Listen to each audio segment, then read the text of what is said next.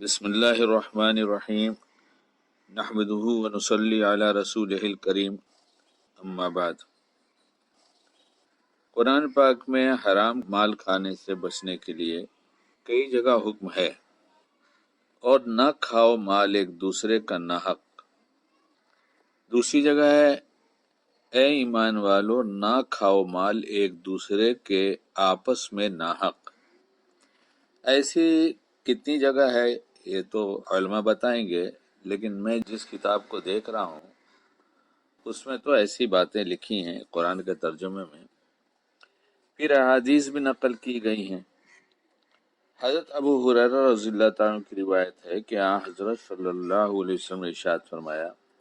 اللہ تعالیٰ پاکیزہ ہے اور وہ پاکیزہ مال کے علاوہ کوئی اور مال قبول نہیں کرتا، اور اللہ تعالیٰ نے مومنین کو بھی وہی حکم دیا ہے جو رسولوں کو دیا ہے۔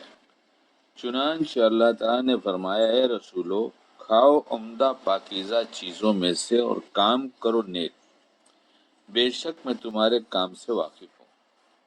دوسری جگہ ہے اور اے ایمان والو ہماری عطا کردہ پاکیزہ چیزوں میں سے کھاؤ۔ پھر حضرت صلی اللہ علیہ وسلم نے اس شخص کا ذکر فرمایا جو لمبے سفر کے دوران غبار آلود اور پراگندہ بال ہونے کی حالت میں اپنے دونوں ہاتھ آسمان کی طرف اٹھا کر دعا مانگے کہ اے میرے رب، اے میرے رب، لیکن اس کا کھانا پینا اور لباس حرام ہو اور اس کی حرام سے پرورش ہوئی ہو تو کہاں اس کی دعا قبول ہو سکتی ہے؟ اس حدیث سے معلوم ہوا کہ اگرچہ انسان کی ظاہری حالت قابل رحم کیوں نہ ہو،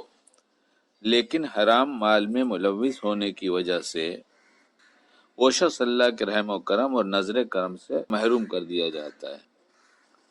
اور اس کی دعا قابل قبول نہیں ہوتی۔ دعا ایک ایسی چیز ہے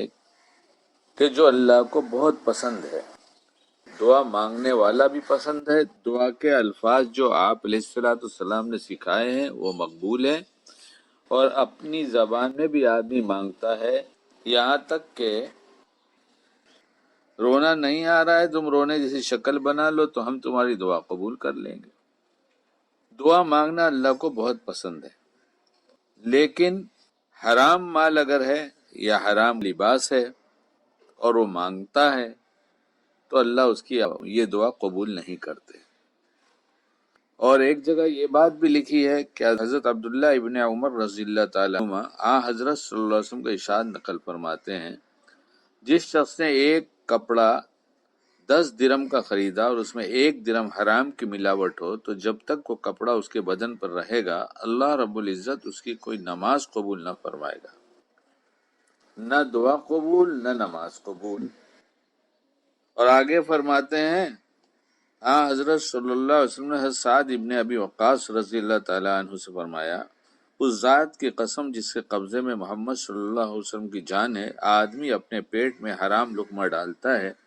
جس کی وجہ سے 40 روز تک اس کا کوئی عمل اللہ کے یہاں قبول نہیں ہوتا، اور جس شخص کا گوشت پوشت حرام سے پروان چڑھا ہو تو اس کے لیے جہنم ہی مناسب ہے۔ ایسا بدن جنت میں نہیں جائے گا جس کی پرورش حرام مال سے ہوئی ہو۔ مقدر کے سوا کچھ ملتا نہیں ہے، وہی ملے گا وہی پائے گا جو مقدر کا ہے۔ اس لیے بہت کوشش ہونا چاہیے کہ اللہ حلال و طیب مال عطا فرمائے،